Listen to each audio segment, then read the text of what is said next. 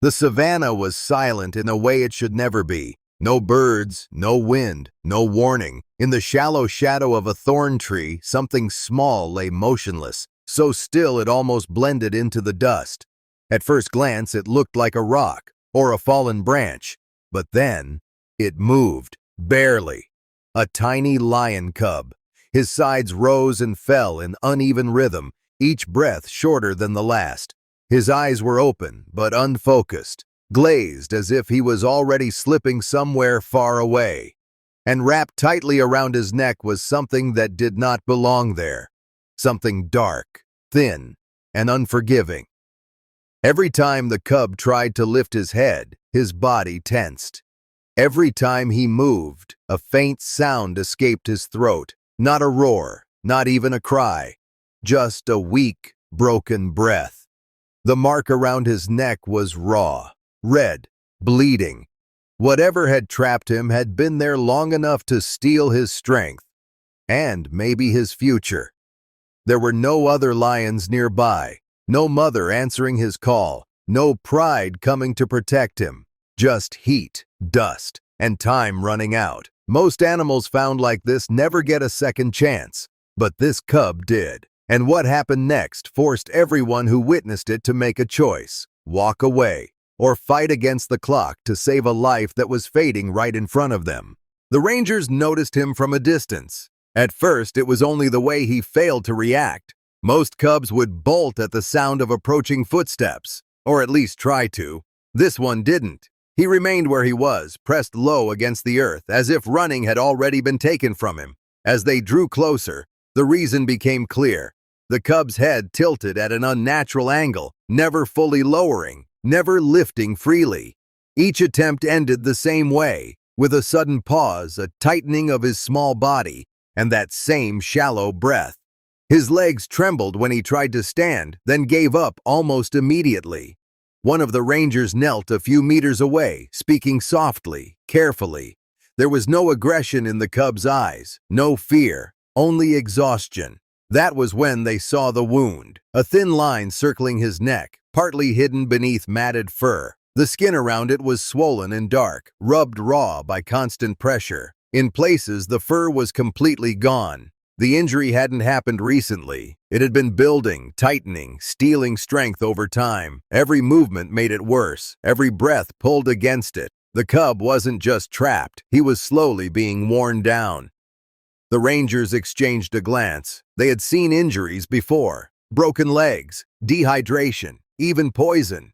But this was different. This was silent, patient, unforgiving. If they walked away now, the savannah would finish what the trap had started. And they all knew it. They didn't see it all at once. At first, it looked like nothing more than dirt. Darkened fur clumped together around the cub's neck. But as one of the rangers shifted position, the light caught something unnatural beneath the dust. A thin line. Metal. Carefully, slowly, they moved closer. The cub flinched when one of them reached out, his body tightening on instinct alone. No strength, just reflex. When his head turned slightly, the truth was finally exposed. A wire snare. Old, rusted, tight. It was buried deep into the fur, pressed so hard against the skin that it had reshaped the way the cub held his head. In some places, the wire had rubbed the flesh raw. In others, it had disappeared entirely beneath swelling and dried blood. This wasn't an accident. It was a trap meant to kill. The ranger swallowed hard. These snares were set illegally, left behind by people who never returned to check them. Whatever wandered into them was left to suffer until the end came quietly. And for this cub, the end had been getting closer every hour. As he grew, the wire didn't loosen. It tightened. Every day made it worse. Every attempt to eat, to drink, to rest, pulled the metal deeper into his neck. The cub let out a sound then. Soft, almost lost in the wind. Not a cry for help, more like a surrender. The rangers didn't speak. They didn't need to. They all understood the same thing at the same moment. If they didn't act now, there would be nothing left to save. They tried to help him without making things worse. One ranger slowly reached toward the wire, stopping just short of touching it. Even the smallest movement caused the cub to tense, his breathing turning sharp and uneven. The metal had become part of his pain. Any pressure, any shift, sent a message his fragile body couldn't ignore. They backed away, reassessing. The cub attempted to stand again. His legs pushed against the ground, slipped, and failed. He collapsed onto his side, chest heaving, a thin sound escaping his throat before he fell silent once more. The effort had cost him more than he could afford. The heat was rising. The sun climbed higher, pulling moisture from the air and strength from the cub's body. His tongue hung slightly from his mouth now, dry and pale. Flies gathered near the wound, drawn by the scent of blood and sweat.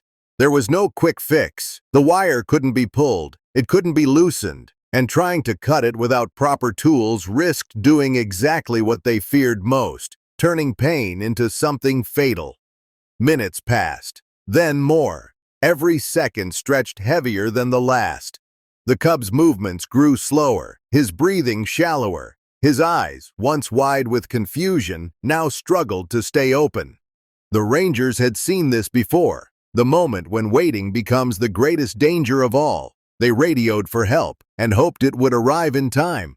The sound reached them before the vehicle did. A low engine hum, distant but unmistakable, cut through the still air of the savannah. The rangers turned at once, relief flashing across their faces, but it didn't erase the tension in their bodies. Help was coming, but the cub was fading. The vehicle slowed as it approached, stopping several meters away to avoid startling him. A veterinarian stepped out, already scanning the scene, already reading the signs written into the cub's posture and breath. One look at the wire was enough. "This is bad," he said quietly. He knelt beside the cub, moving with practiced calm. No sudden motions, no wasted time. The cub barely reacted, only a weak twitch of his ear, a shallow breath that trembled as it left his body. The vet checked his eyes, his gums, the rise and fall of his chest. "We don't have much time." A small syringe appeared in his hand. Sedation, just enough to ease the pain, just enough to stop the panic without shutting the cub down completely. The needle slid in smoothly. The cub flinched once, then slowly began to relax.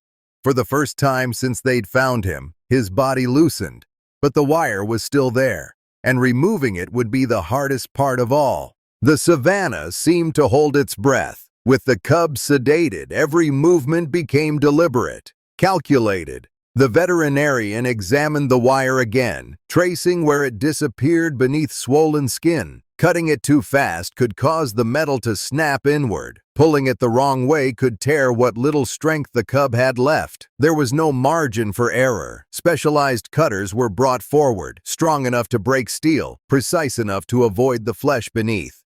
One ranger steadied the cub's head. Another shielded his neck, hands trembling despite years of experience. The first cut didn't go through. The wire resisted, biting back with tension stored over weeks of suffering. The vet adjusted his grip, repositioned the tool, and nodded once. Now. The second cut landed clean. A sharp metallic snap echoed across the plane. And then, suddenly, the pressure was gone. The wire loosened, fell apart, and dropped into the dust. For a moment, nothing happened. Then the cub's chest expanded deeper than it had all day. His body shifted, not in pain this time, but in release. The weight that had been stealing his breath was finally gone.